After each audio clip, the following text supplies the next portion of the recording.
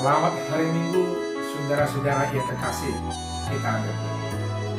Damai sejahtera yang melampaui setiap akal dan pikiran manusia kiranya menyertai saudara-saudara sekalian di dalam Kristus Yesus Tuhan kita yang bangkit itu. Amin. Selamat hari Minggu, Bapak Ibu yang kekasih. Untuk kedepannya, pelayanan Minggu berbeda dari pelayanan sebelumnya. Firman Tuhan di Minggu Trinitatis yang pertama ini terambil dari 2 Korintus pasal yang ke-4 ayat 5 sampai ayat yang ke-12. Seperti ini bunyi firman Tuhan. Sebab bukan diri kami yang kami beritakan, tetapi Yesus Kristus sebagai Tuhan, dan diri kami sebagai hamba-Mu karena kehendak Yesus.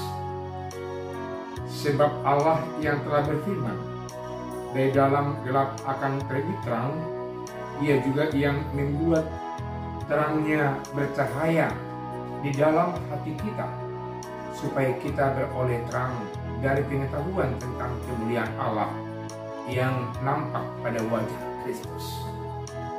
Tetapi harta ini kami punyai dalam bejana tanah liat, supaya nyata bahwa kekuatan yang melimpah-limpah itu berasal dari Allah, bukan dari diri kami. Dalam segala hal kami tindas, namun tidak terjepit. Kami habis akal, namun tidak putus asa.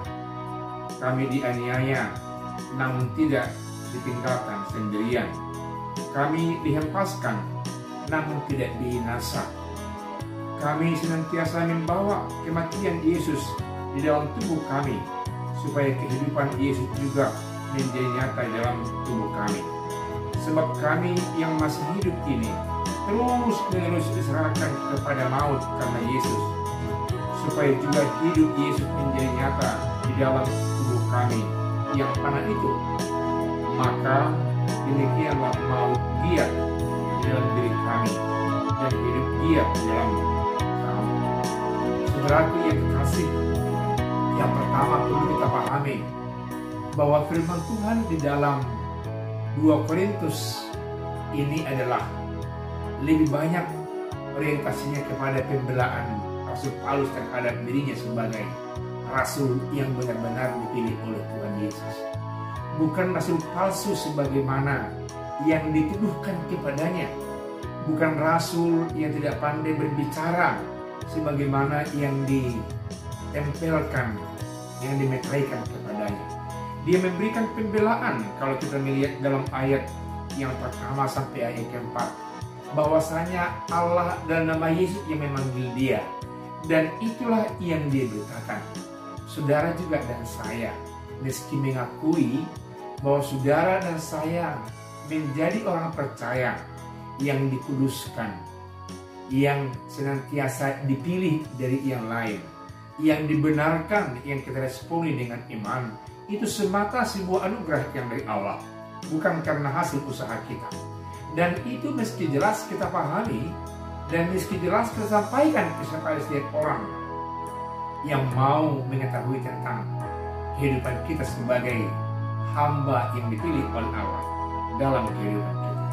Oleh karena itulah juga diperjelas oleh Rasul Paulus dalam ayat 5 sampai ayat 6 bahwa dia dipanggil menjadi Kristus dan untuk Kristus, bukan untuk cari nama, bukan untuk cari pamor, bukan untuk cari untung, bukan cari materi dan lain-lain. Dia mengatakan bahwa dirinya semata sebagai tanah liat. Tanah liat biasanya yang membungkus tempat-tempat berharga, dan dia mesti dipecah dan dipecah sehingga inti barang berharga itu akan kelihatan.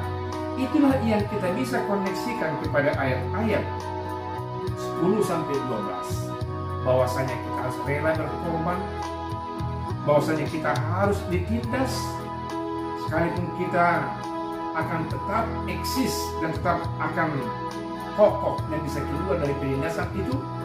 Kita akan tetap menjadi orang yang berpengharapan sekalipun kita habis akal, tapi tidak boleh putus asa.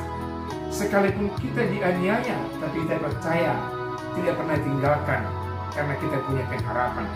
Sekiranya kita dihempas di tengah-tengah kehidupan ini, tapi tidak boleh menjadi binasa, karena kita memiliki sebuah pengharapan yang kekal, yang empunya segalanya. Saudaraku yang kekasih, itu sebabnya dikatakan oleh Rasul Paulus bahwa kemuliaan Tuhanlah yang sampaikannya, yang dikobarkannya, dan itu yang terpenting di tengah-tengah kehidupannya. Saudara juga demikian. Sebagai siapakah saudara dipanggil? Sebagai siapa sudah dipercayakan di tengah-tengah dunia ini? Kita meski mau menjadi orang yang betul-betul menerima resiko apapun, karena Tuhan akan selalu memberkati hati, pikiran kita. Karena kita tidak melihat secara materi dalam hidup ini, tapi melihat bagaimana kita diberkati Allah, ikut dimuliakan bersama Yesus Kristus di sorga kelak adanya.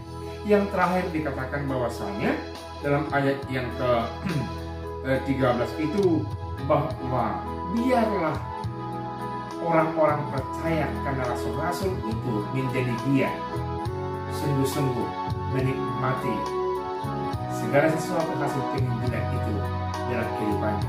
Dan biarlah orang yang lain giat merasa nyaman, aman, bersukacita, oleh karena mereka memperoleh pemberitaan sukacita yang bersumber dari Allah.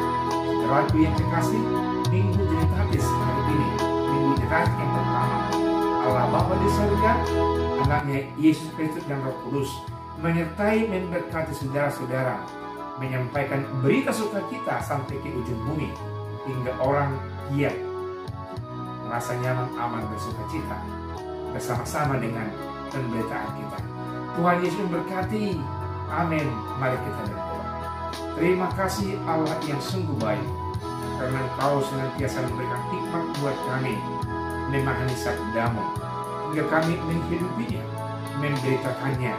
Orang yang memperolehnya merasa dibebaskan, bergiat bersukacita menghidupi dan memberitakan berita sukacita itu kembali kepada orang banyak. Terima kasih atas pemberitaan dan kesempatan ini. Berkati tempat ini, berkati rumah ini. Rumah ini adalah hati dan pikiran kami. Berkati hati dan pikiran kami, jadi balungan yang bermakna untuk memberikan makna kepada orang lain. Dalam nama Yesus